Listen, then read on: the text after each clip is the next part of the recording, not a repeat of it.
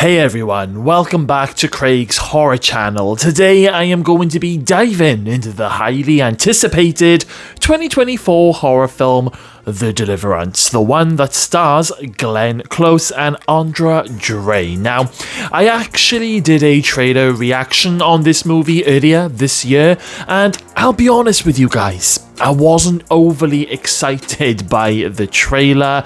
It seemed like this was just going to be yet another exorcism-style movie which has been done to death in recent years. But as always, I try to keep an open mind, and I spotted this movie on Netflix recently, and I decided to give it a go. Now, one thing that I did like about the trailer is the fact that it didn't give, too much away, so I wasn't 100% sure what this movie was actually gonna be about. So let's quickly delve into the story, and then I'm going to tell you what I liked and what I disliked about this film. So we follow Ebony Jackson, who is a mother of 3 kids. You got the eldest teenage son, Nate, you got the teenage daughter, Shantae, and the youngest son, Dre. Now, the 4 of them have moved into a brand new home along with, Ebony's mother, Alberta, who is played by, Glen Close. Now, Alberta, she's got cancer and she recently became a Christian. For the first half of the movie, we learned that this family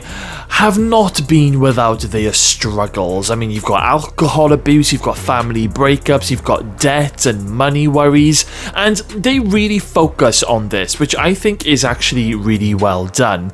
Ebony even has this social worker lady who is keeping a very close eye on her, and Ebony's got this constant worry that her children might get taken away from her at some point. So there's a lot going on, and none of it good. It's all negative. This then brings us onto the house that they have recently moved into, because some really strange things start happening, and the 3 kids, they start acting very strangely, and then eventually we learn that there is this demon, or the devil himself, that has taken over the youngest kid's soul, and basically is entrapping and almost casting a spell on the other kids in the family. Things get a little bit crazy. I mean, seriously crazy. We've got, young Trey there. He's taking a shit in the classroom and throwing his shit at a teacher's face. Yes, it is gross. You've got Nate, who tries to drown Trey, the younger brother, in the bath, which is actually a pretty intense moment in the movie. And spoiler alert, you've got Glen Close's character, Alberta,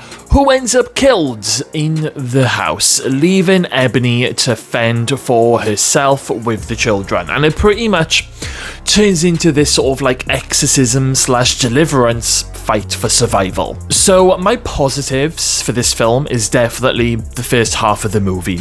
We follow the turbulent struggles that Ebony and her family are facing, but we also learn some of the bad history, and Ebony and Alberta, they have this kind of like love-hate mother-daughter relationship. So basically the sort of relationship that I'm talking about is they pretty much threaten to knock each other's blocks off in an argument at one point, but at the same time they would kill for each other to protect each other from outsiders. And it's actually a very interesting dynamic, something that some of us will be familiar with, or sometimes we may have seen it with our friends' families.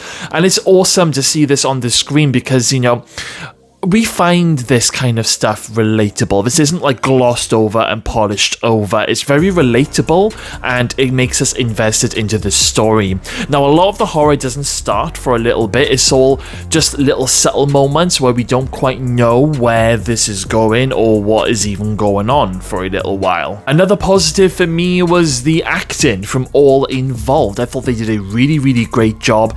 Even the youngest lad, Trey, was just excellent in his role. The cinematography and the atmosphere was very well crafted and put together. Like, it's very visually stunning in certain parts of the movie with a really, really good mix of background music. But giving credit where credit's due, it's now time to dive into the negatives, because for me, this film has quite a lot of negatives, especially the second half of this movie, because it just takes a little bit of a nosedive, and it all sort of starts to nosedive from happen when Glen Close's character is killed off, and then Ebony loses access to her children after her youngest lad is possessed. There was then just way too many CGI moments that just let the movie down. There's a scene where Trey manages to jump out of his restraint bed and then walk backwards up the wall to the ceiling.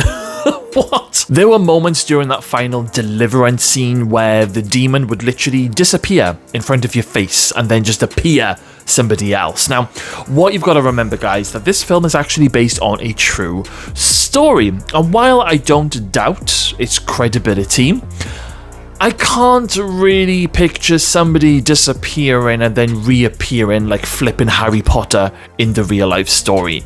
That kind of stuff just does not happen. Now, the whole final battle between Ebony and the devil was not great at all, mainly because we've seen this done a million times before in a million different ways. If you're gonna tackle something like this, you've got to pull it out of the bag. I mean, you've got the two other kids, you know, the older teenagers, they're levitating and doing the weird body movement things and making horrible sounds. Oh god, I caught myself yawning in this final act. I wasn't excited, I wasn't on the edge of my seat.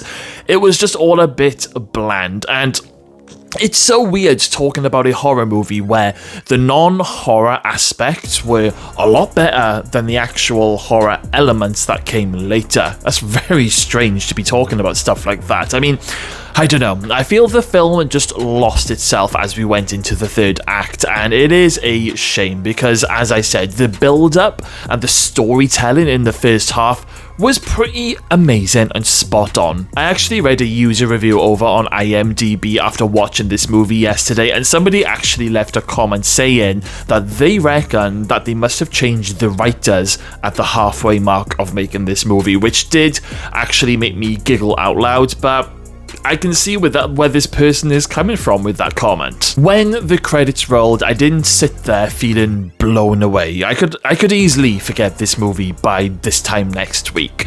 I think with all of the, you know, other fantastic horror movies that have been released this year so far, this one is just a bit of a letdown for me. It is, I mean, is it the worst horror movie to come out in 2024? No, it's not. I do still think that Night Swim holds that title at the moment. But would I go back and rewatch this movie? Probably not. Oh no, I wouldn't. And would I recommend this movie to anyone?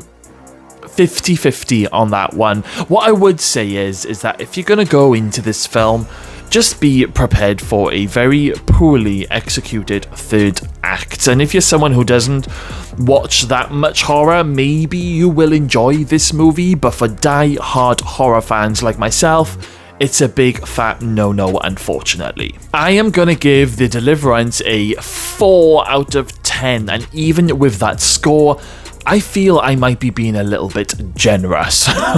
But what I want to know now is what you guys think of The Deliverance. Have you guys seen this movie? If you have, then please let me know all of your thoughts in the comments box below. Okay then guys, that is a wrap. Thank you all for stopping by and watching today. Please make sure you hit that subscribe button. Stay safe out there, and I will see you all next time.